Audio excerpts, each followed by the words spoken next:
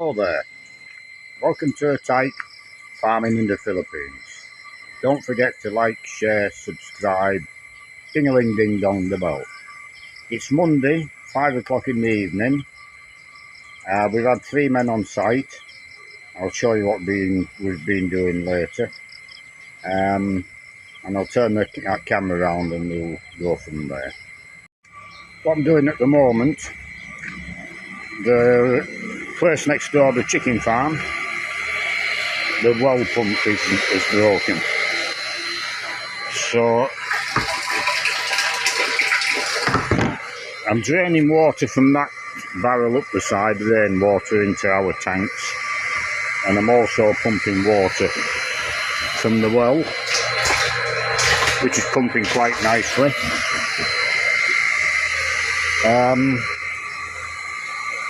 And I'm filling 2 barrels up for them, so they'll be full any time now.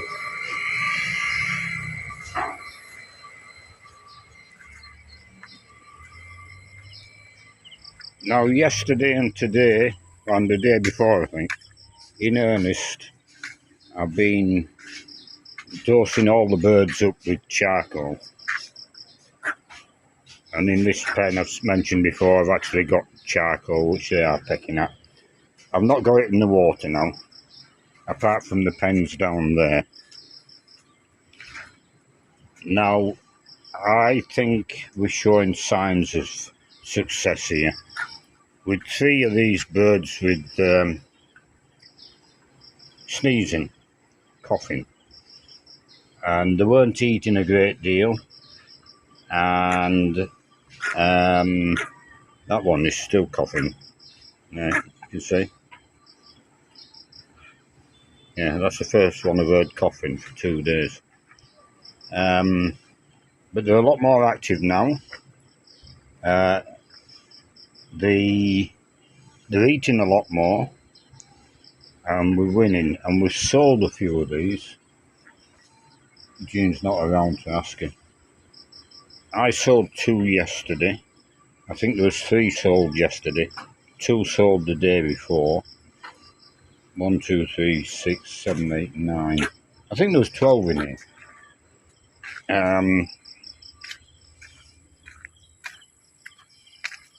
Is the tanks full for them? They're tipping into other container.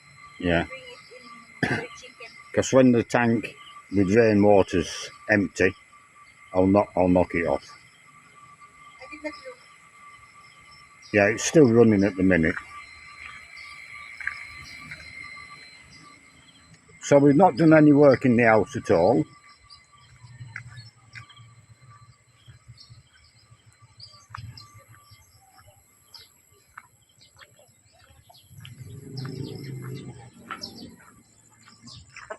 All these 3 pens of chickens, they're just getting charcoal in the water.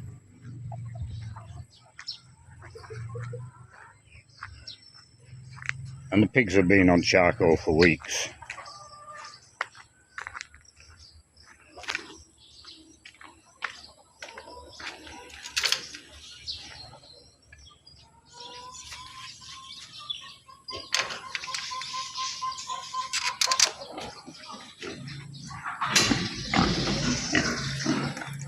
So we're all fed and cleaned out.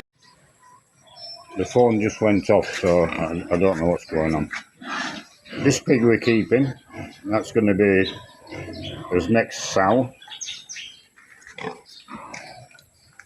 And we're not butchering again this Sunday.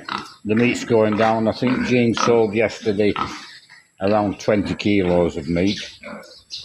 I don't know what she sold today. So we've got 9 pigs to go at. A week on Sunday we'll probably start on these.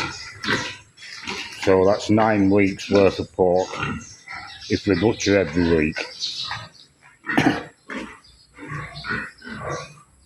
And that gilt's gone. I'll show you where she's gone.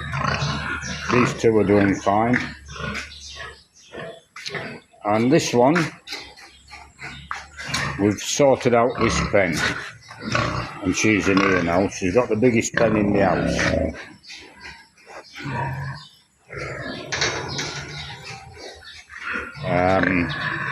We've made a hot box there. We've got the lampshade. I need to get the fittings, and that'll go on top. So the piglets will go in here.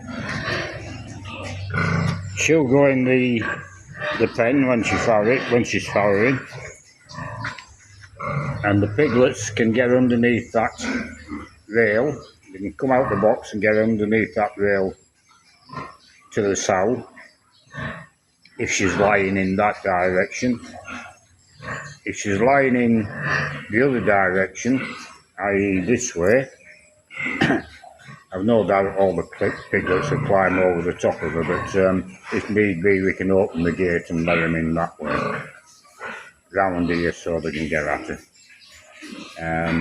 So it'll work, and it's better, in my mind, than having her on the halter. And when we took the halter off yesterday, she's a red mark around the neck already with it. You maybe can't see so well on camera. If you'd have left it on for 3 or 4 weeks, it would might have caused us problems, I think. But all this is just temporary. But it'll do the job. So we're ready for farrowing with all 3 of them now. There's still 1 or 2 little things to do, like fix up the lights in them 2 boxes as well. Put the boxes in the pens when we're ready. Have a couple of bits and pieces to get in, some iodine and stuff like that.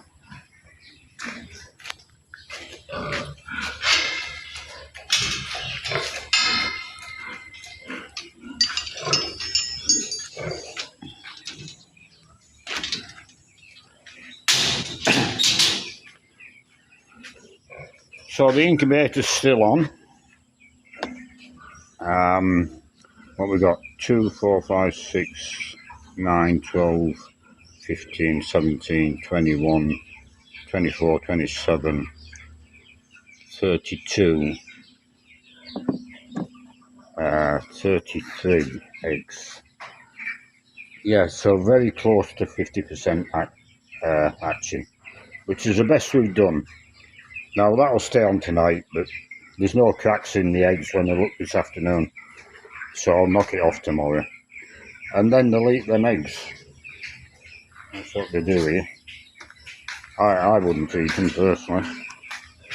But I know in the UK the bad eggs, or not bad eggs, the unhatched eggs from the large hatcheries aren't wasted.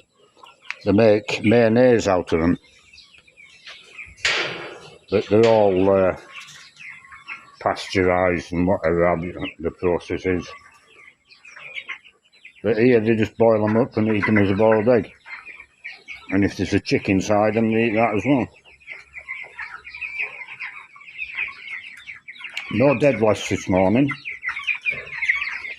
Apart from this afternoon, the very small one I showed you yesterday, that didn't make it this afternoon. I expected that to be gone. And this other very small one, he's a lot better. So he might make it, that one. But no dead wasps. So I'm starting to think that the charcoal is doing a job. And the other additive I've been reading about to put into the feed, and it's not practical for me, is cider vinegar. Now you can get cider vinegar here, but it's expensive. It's imported. It's like the vinegar I get, the ordinary Heinz vinegar, white vinegar. That's expensive here.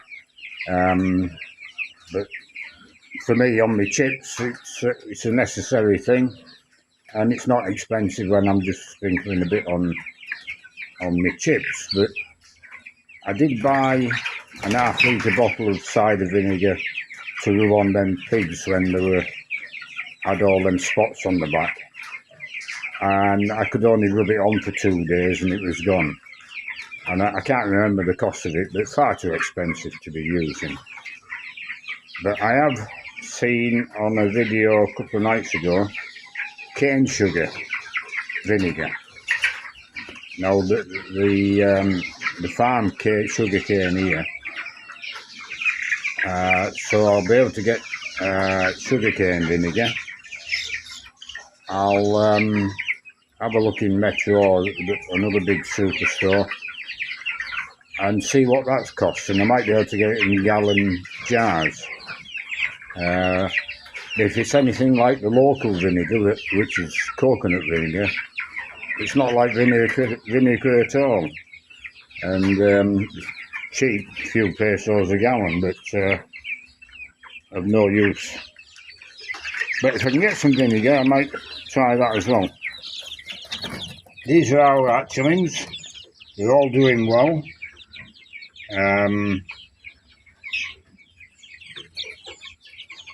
So we're just short of 30. Probably 28. With the light in the way, I can't count them. Yeah, but they're doing nicely. So we worked up in the piggery with what we wanted to do. So I want to find them more work. I want to get through this week with doing odd jobs and bits and pieces if I can, without buying materials. So what we're going to do tomorrow is we're going to move these 2 pens here. I think these birds can come out of this pen. They can go in another one if they want, or they can go on the floor. And I'll probably divide them meat birds into two pens. Well, maybe not tomorrow. I'll maybe leave them as they are tomorrow, I don't know. But we'll stack that pen on top of that pen, and we'll stack this pen somewhere if we can. I don't know how we'll do it, but we'll do it somehow. We can probably get three pens stacked on the top of them if we turn them round. 1, 2. Yeah, I don't know. We'll see how it works out. And what we're going to do is start concreting this floor. I've got sand and gravel on site. I've got 5 bags of cement. So I'll just use up what's on site. And Wynne reckons we'll get the width of these cages to this door with 5 bags of cement. Then I'll have a budget organised next couple of days, and I'll start buying materials for the gable ends, and we'll start on that when I run out of odd jobs to do. Might take 2 or 3 days to deliver the spandrel, I think they call the lengths of tin, the 12-inch wide by 10 foot long, I think. Might take them 2 or 3 days to get them to us. Yeah, so that's it, everything happening.